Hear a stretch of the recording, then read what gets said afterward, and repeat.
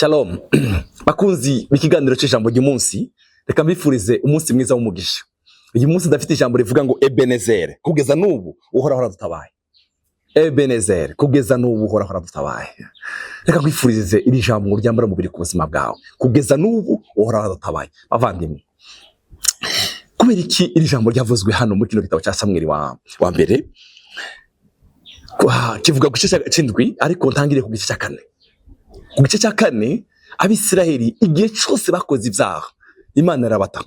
No mu ntambara Abafilisitiya barabatera, bakabagwanya, bakabatsinda. Ariko bagaruka ku Mana, Imana ikabaheza intsinzi.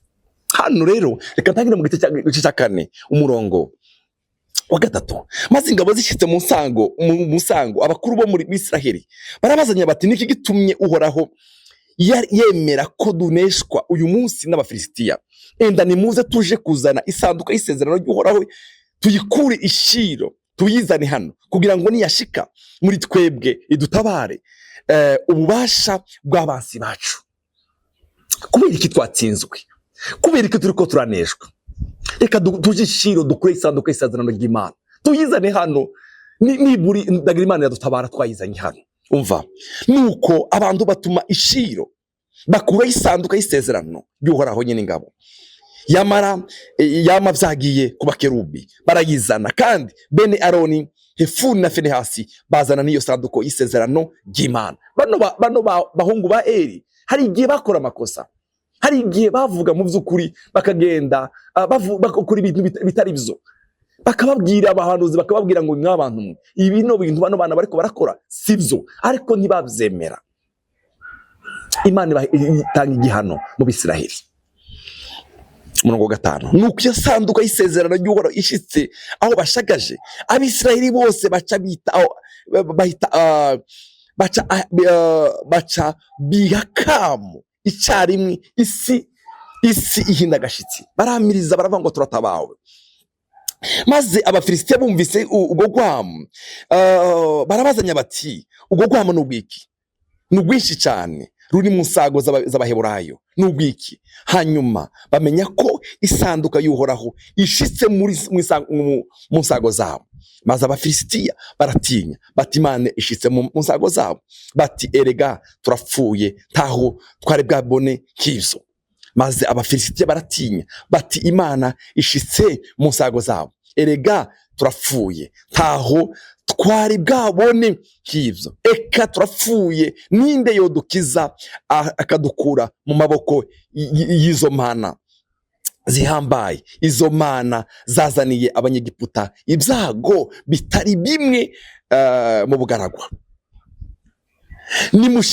Nimushikame mugwane mushiramanga, yemwe Bafilisitiya, mwoye kuba abaja b'Abaheburayo, kuko ari abacu. Nuko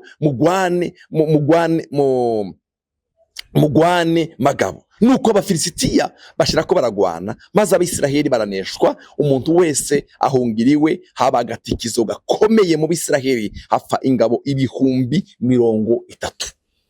Bazanye isanduka y'isezerano ry'Imana, bapfuye gutyo. Ndetse na Finehasi nawe abahungu ba Eli nabo barapfa. Isanduko y'isezerano ry'Imana ryageze iwabo, bararitahana, barijana iwabo. Barijanye ahantu hambere hitwa Ashidodi, bayiraza hamwe n'ikigomana cyabo. Buke mu gitondo basanga ikigomana cyabo caguye. Barabwirana ngo reka tuyibyutse, barakibyutsa, barasubira bariryamisha. Bukeye mu gitondo basanga ikigomana cyabo Ashidodi, aho bashikirije, cyatemaguwe. Ahamagarana ngo baravuga ngo baseka tujane i Gati. Bashikanye i Gati, naho haba ibindi bibazo bikomeye. Baravugana ngo reka duhingishe i Gati tuyijane i Kuroni. Barayijana i Kuroni, naho haba ibindi bizago bikomeye. Barabwirana ngo yeme, reka tusubize ino sanduka y'isezerano mu gihugu cy'iwabo, tureke gushira. Abaturage baho b'Abafilisitiya baravuga ngo ntitwicwa n'isanduka y'isezerano, nimuyisubize iwabo, nimuyisubize iwabo. Rero igice cy'indwi, umurongo wa 3, bavandimwe, kwihana gutera gukora kw'Imana. aba bantu abisirayeli bari barakoze ibintu bitari byo, bari baravuze ibintu bitari byo, bari baravuye ku Mana, Imana isa n'irahevye. Ariko bigaruye igihe cya Samweli, Samweli amaze kwima, haleluya, umva hano igice cy'indwi umurongo wa 3, maze Samweli abarira ab'inzu ya Isirayeli bose ati, nimwaba mugarutse kuhoraho n'imitima yanyu yose, nimukureho ibigirwamana by'abanyamahanga Ashitaroti biri muri mwebwe, muhereze imitima yanyu kuhoraho, nimukureho ibigirwamana, nimukureho ikintu cyose. Haleluya. Bavandimwe, reka nakubwire, ikintu cyose wubakiyeho kitatewe n'Imana, ndashaka gucigizayo, gikure ku buzima bwawe. Nimukureho ibigirwamana byose by'abanyamahanga biri muri mwebwe, mu izina rya Kristo Yesu. Mwirukane ikintu cyose kitatewe n'Imana. Haleluya. Muhereze imitima yanyu kuhoraho, aba ari we musaba wenyine, nawe azobarokora abakure mu maboko y'Abafilisitiya. Amen. Nawe azobarokora abakure mu maboko y'Abafilisitiya. Nuko Abisiraheli baca bakuraho za Bayali na Ashitaroti, basaba Uhoraho wenyine. Bukeye Samweli aravuga ati, Abisiraheli bose nimukoranirize imisipa, nanje nzobasengera kuhoraho. Umurongo wa 12, maze Samweli yabiribuye arishinga hagati y'imisipa ni Sheni, agita Ebenezeri, ati kugeza n'ubu Uhoraho aradutabaye. Haleluya. Reka ndagusengere mukundwa, ngo Uhoraho agutabare, Uhoraho agutabare. Ariko nawe hari cyo bigusaba, hari ibyo ugomba kwigizayo, hari ibyo ugomba guheba, hari ibyo ugomba gutandukana nabyo. Haleluya. Uriteze gutabarwa ku Mwami, urifuza gutabarwa ku Mwami, hari ibyo ugomba gutandukana nabyo. Hari ibintu bikugoye, hari ibintu byo biganjije ubuzima bwawe bitari byo, tandukana nabyo. Bano b'Isiraheli, iki nicyo cyatuma baraneshwa kubera iki? Kubera ibyaha, kubera ibigomana bari barashize mu buzima bwabo. Hari ikintu gisa n'ikigomana ku buzima bwawe, hari cyo woroyimise mu buzima bwawe kigomana, gisenye mu izina rya Yesu, kugira ngo Ebenezeri Uhoraho adutabaye n'ubu biganze ku buzima bwawe. Samweli amaze kwima yarababwiye ngo icyatumye mutsindwa no kubera iki? Nuko mwimise ibigirwamana bitari byo. Haleluya. Ngo maze kubikura, ngo aje kubasengera, aje kubasabira Imana. Umurongo wa 12, maze Samweli yabiribuye arishinga hagati y'imisipa ni Sheni, agita Ebenezeri, ati kugeza n'ubu Uhoraho aradutabaye. Bakwifurije ngo Uhoraho agutabare, Uhoraho atabare. Sifa kwa Mungu.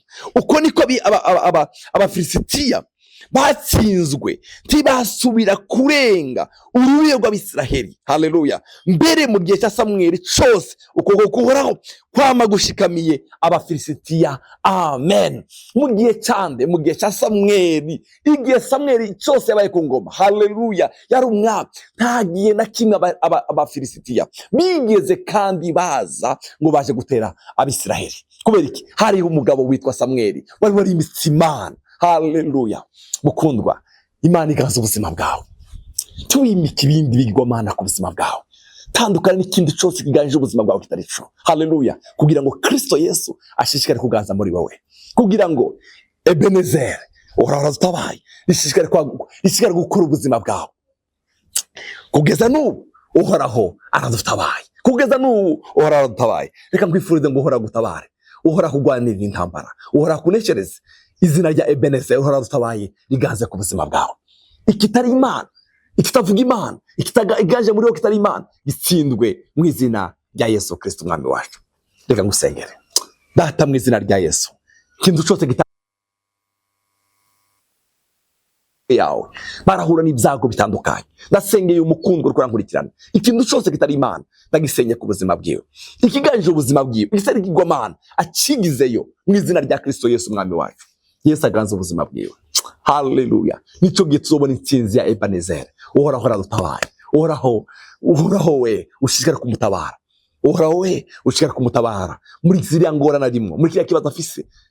Izina ry'Uhoraho riganze ku buzima bwiwe Mana. Ushikare ibendera ry'umwami, ibendera ryo gutabarwa ishikare guhungabana ku buzima bwiwe. Amen. Ukomeze kumugirira neza. Haleluya. Umuremera ishimwe. Urakoze Mana. Icobora kibi cyawe mu izina rya Yesu Kristo Umwami wacu. Ebenezeri kugeza n'ubu Uhoraho aracyadutabaye. Yesu abahezagire.